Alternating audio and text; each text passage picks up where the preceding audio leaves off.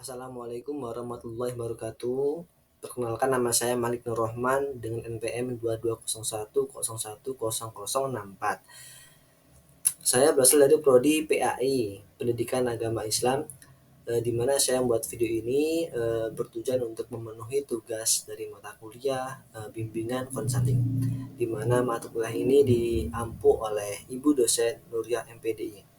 Baik, di sini saya akan mempresentasikan berkaitan tentang strategi pelaksanaan konseling dan teknik-teknik dalam bimbingan dan konseling.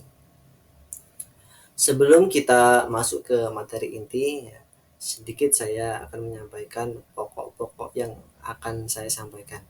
Pertama, kita akan membahas tentang strategi pelaksanaan bimbingan konseling, dan yang kedua kita akan membahas teknik-teknik dalam bimbingan konseling.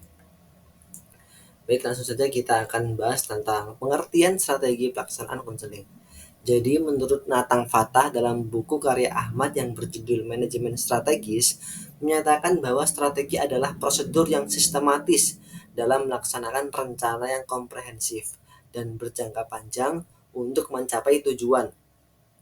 Sedangkan menurut AZ ataupun AZ, bimbingan dan konseling adalah upaya pemberian bantuan kepada anak didik agar dapat memahami dirinya sehingga sanggup mengarahkan diri dan bertindak dengan baik sesuai dengan perkembangan jiwanya.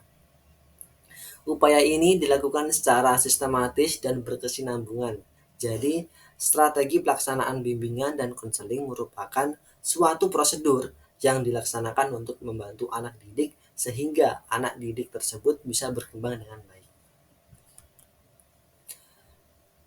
Terdapat bermacam-macam layanan dalam bimbingan konseling. Yang pertama, layanan orientasi. Pelayanan ini merupakan suatu kegiatan yang memungkinkan peserta didik dapat memahami dan menyesuaikan diri dengan lingkungan baru, terutama lingkungan sekolah ataupun madrasah. Untuk mempermudah atau memperlancar berperannya mereka di lingkungan baru tersebut, pelayanan orientasi ini biasanya dilaksanakan pada awal program pelajaran baru. Yang kedua, terdapat layanan informasi. Layanan informasi yaitu layanan bimbingan dan konseling yang memungkinkan peserta didik dalam menerima dan memahami berbagai informasi seperti informasi pendidikan, informasi jabatan yang dapat dipergunakan sebagai bahan pertimbangan dan pengambilan keputusan untuk kepentingan peserta didik, informasi perkembangan pribadi, informasi kurikulum dan proses belajar mengajar, informasi kehidupan keluarga, sosial, kemasyarakatan, keberagaman sosial, budaya, dan lingkungan. Yang ketiga, layanan penguasaan konten. Layanan penguasaan konten yaitu suatu layanan bantuan kepada individu ataupun kepada siswa, baik sendiri maupun dalam kelompok, untuk menguasai kemampuan atau kompetensi tertentu melalui kegiatan belajar. Yang keempat, layanan konseling perorangan. Layanan konseling perorangan yaitu layanan bimbingan dan konseling yang memungkinkan peserta didik ataupun klien mendapat layanan langsung tatap muka secara perorangan dengan guru pembimbing dalam rangka pembahasan dan pengentasan permasalahan pribadi yang dideritanya. Yang kelima, dukungan sistem.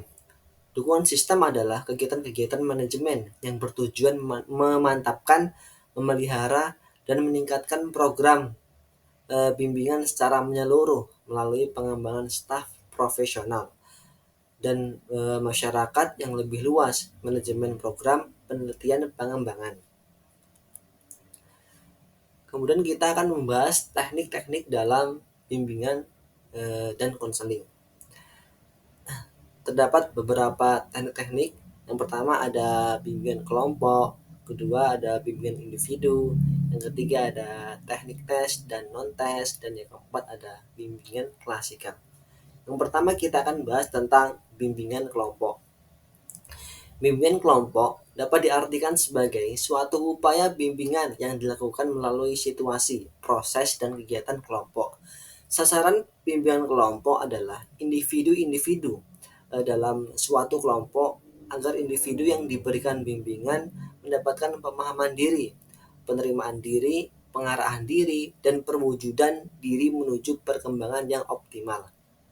Tujuan bimbingan kelompok menurut Winkel dan Sriastuti adalah menunjang perkembangan pribadi dan perkembangan sosial masing-masing anggota kelompok serta meningkatkan mutu kerjasama dalam kelompok guna untuk mencapai berbagai tujuan yang dirumuskan.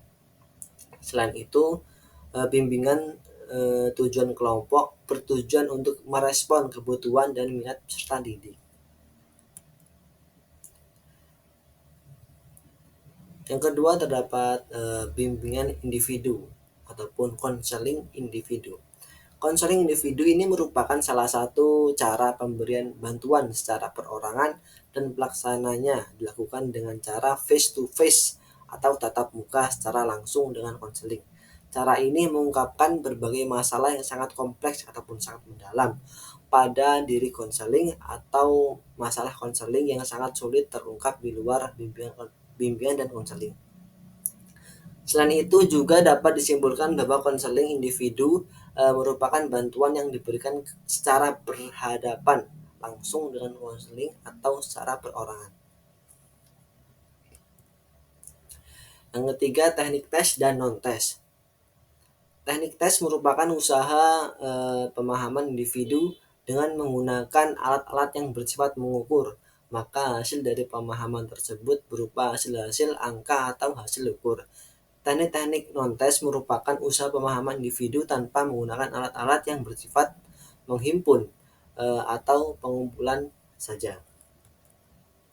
Ini dan yang terakhir dan yang terakhir ialah bimbingan klasikal. Bimbingan klasikal adalah bantuan yang diberikan kepada siswa yang pelaksanaannya dilakukan di dalam kelas. Adapun objek yang dibahas dalam kelas ini seperti contoh, gambar, tampilan, video, dan lain sebagainya yang kemudian didiskusikan dan dicermati dengan baik.